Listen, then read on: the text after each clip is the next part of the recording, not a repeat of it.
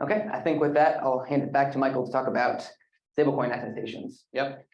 So stable coins are I would say, pretty ubiquitous now in the news with regards to potential legislation, regulation. So I think I will just do a very high level review. What are stable coins?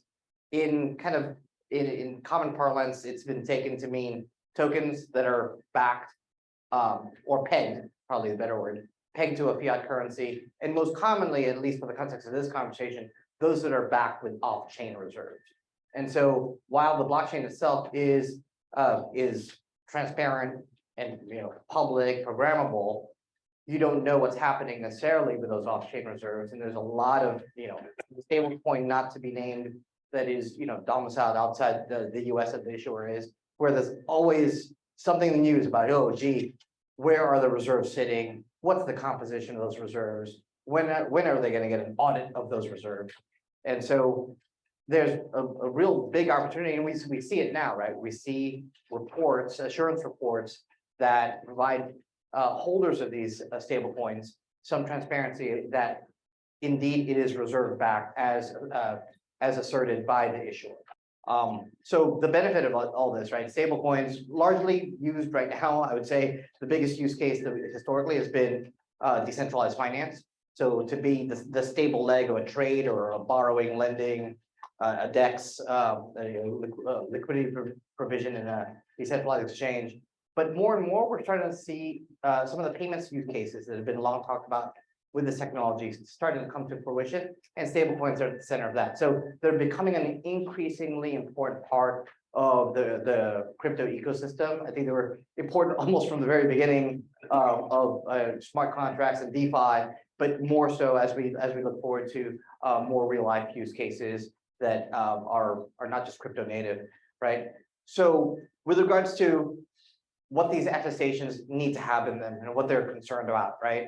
It's the existence of the reserves, that the reserves are stated properly, that insofar as it's not just straight cash in a bank, that they're valued accurately, right? So that the holders of the tokens have a appropriate picture of the relationship between on-chain tokens and off-chain reserves, that the reserves are enough to cover the outstanding token balance. The other thing that I think it's very interesting as part of the AICPA effort, we really honed in on what does it mean to be able to redeem, right? Does every holder have a redemption right? So if I take my stable coin and I put it into a DeFi protocol, and somebody on the other side of the world, it now has my my stable coin because I put it into a DEX, right? So now they have it, but they don't have an account with the stablecoin issuer. I do. Do they have a redemption right now? No, they don't. They have the ability to exchange that stablecoin at an exchange that will do that trade, right? So they're relying on normal exchange dynamics, supply and demand, to basically liquidate or realize par. But they themselves do not have a redemption right. And we on the AICPA group think it's really important to highlight who has a redemption right. How do those redemption rights actually work? Are there caps? Are there gates? Are there any features, limits? And those are fine, right? But be transparent about what those are, right? As part of that effort, we did engage with the federal banking regulators to get their input, New York DFS as well, which actually probably beat us to a stablecoin framework. But just gives you a sense that while the reports that we see have been out there for a while, they are evolving just naturally, market pressure, market input, but they're likely to change even more as we collect best practices and try to promulgate a framework to get everyone to kind of the same level of transparency. So I mentioned New York DFS, they did put out a stablecoin framework a few months ago, and some really interesting things here, right? So once a month, that's pretty industry standard. A lot of the off-chain reserve-backed stablecoins do monthly attestations at this point. But that second point there, annual attestations around controls, right? So it's not really just about the month-end snapshots, but it's about the process to get there. How is the issuer managing the reserves?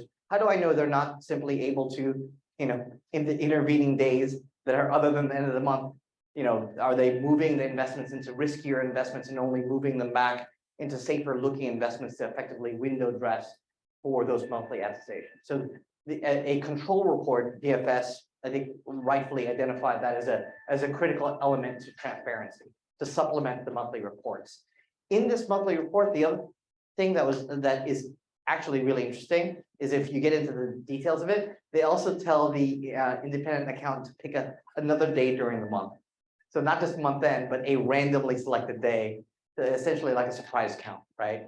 To also mitigate the risk that there's any gaming of the kind of the reserves in the intervening days. Probably worth also noting that we do hear about instances where there's kind of more of an on-demand assurance. So in the spirit of continuous assurance, hit a button and out pops a report that says, we pulled the token balance from on-chain. We have APIs that call to the kind of the investment accounts or the cash accounts at the banks. And we show that, equal to or greater than the reserves cover the tokens.